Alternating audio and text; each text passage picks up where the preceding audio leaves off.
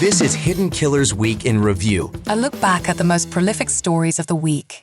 You're listening to the Hidden Killers podcast with Tony Brueski. Featuring attorney, guest, and former felony prosecutor Eric Fadis. Bryan Kohberger, the pretrial hearings, they continue on, and that's where most things end up getting litigated. Before the actual trial itself, trying to figure out what can be admitted, what cannot be, what do we need, what do we not have, what needs to be shared.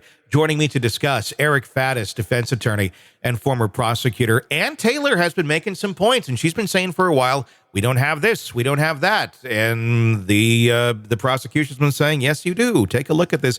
However, recently in court, she's been laying out some very specific things that she doesn't have yet. How common is this where you're the defense attorney, you need this stuff, where the prosecution's like, we'll get it to you, or we already did, maybe you haven't found it yet? I mean, is this just kind of part of the course here? It's extraordinarily common. And unfortunately, in my experience, especially in Colorado where I practice, but I'm sure abroad, there is an issue with the prosecution withholding evidence. Now, both sides need to have a level playing field. The defense needs to know what evidence is against them so they could investigate and potentially challenge it. And if they don't have notice of that evidence, it's kind of a trial by ambush. And that's what Ann Taylor is seeking to avoid. I think everybody wants to avoid it. I mean, because even if you're like dead set that Kohberger did this, which I think a lot of us are, you still want to make sure you don't have appellate issues, that something bad doesn't happen along the way. Everyone needs to play by the same rules. Let's take a look at some of Ann Taylor questioning some of the location data on the phone that is missing. You just told us that you think we have most of it, but there's some significant parts that are missing. Yeah, and I want to qualify that just so it's really clear, because I understand it's starting to get very technical. There's over 500,000 lines of data that was turned over. So I'll make it clear, there's a lot of data that has been produced. I would say, in my opinion, looking at what's been produced, probably 2 or 3% is missing. But it's not the amount of data or the time of the data, it's the locations of the data. Some of the most significant locations in this case were missing some data. Those significant locations, have they been depicted or captured on the CAS draft report? They have. And tell me what those locations are. What are we missing? I am unable to find any measurements along, I believe it's 270, the Moscow-Pullman Road.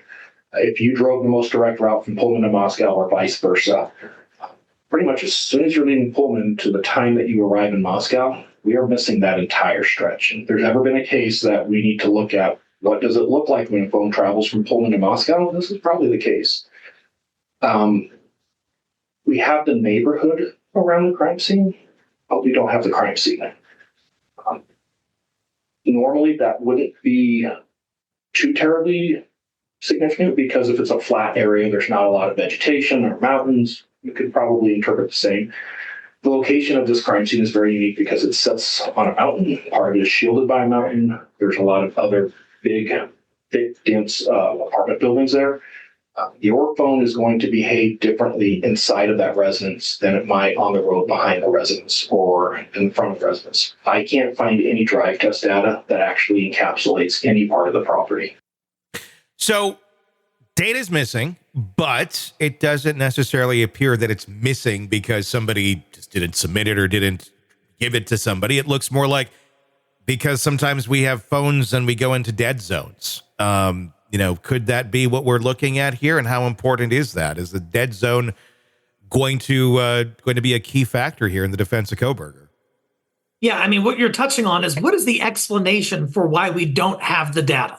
And in this case, they got to put Kohberger at that crime scene. That's extraordinarily important. They said they were able to do that by triangulating cell phone data, but the defense is saying, hey, that's incomplete. And not only does it give the defense an argument to make to the jury that, hey, we don't have an ironclad location for this dude, but it also potentially allows them to try to move to exclude locational data, cell phone data, on the basis that it is incomplete. And if it's excluded, that would be a huge blow to the prosecution. It would. I mean, that is a very key part of showing where he was that night. And it seems to be kind of a technicality, though. If there's this little bit that's missing, but everything else shows you're right there, but everything else kind of shows this little dot here is gone because you didn't have service. Come on. But I get it. If you're defending Bryan Kohberger, that's, those are the things that you certainly want. That's a boon to you to try and prove your case.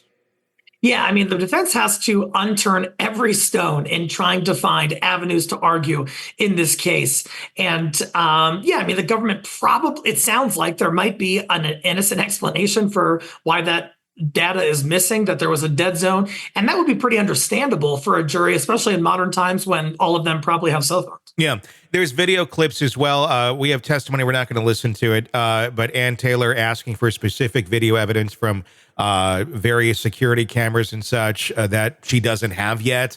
And then the investigator said, okay, yeah, we'll get that to you now that she has specifically asked for these specific clips that she wants to take a look at. I'm just wondering why, again, some of this stuff hasn't already been turned over in discovery to the defense. And I know we're talking about a small community here, a community that doesn't see cases like this on any sort of regular basis. And we were all kind of calling it Keystone Cops at the beginning. Turns out they really had their stuff together as far as identifying where his vehicle was, and they really were a lot more in tune with this case than I think a lot of us thought initially. But now we're kind of getting into the weeds of it. The investigation's going on. Are there some things here where it's just lack of experience, where things aren't getting where they're supposed to go right away, and it's nothing more than that, than just lack of experience in doing something like this in this community? One thing is that defense shouldn't have to ask for this information. When I was a prosecutor, I give you everything. Yeah. And I'm saying, hey, I'm going to beat you on the merits here. I'm not going to, pick and choose. And I'm not going to subject myself to some argument that I'm withholding or hiding something. And that's what the prosecution does when they don't turn everything over, which it sounds like they didn't hear. Why? Why aren't they just doing it? I mean, that's the question. I'm not saying conspiracy. It's just, let's not create issues where we don't need to have issues. I'll tell you, Tom, when I was a prosecutor, I would say that all the time. Give them the whole file. Give them everything. I don't care. And my superiors would say, oh, it costs the law enforcement money, and this piece of evidence really doesn't matter that much, so we're not going to turn it over. I'd say, what are you doing?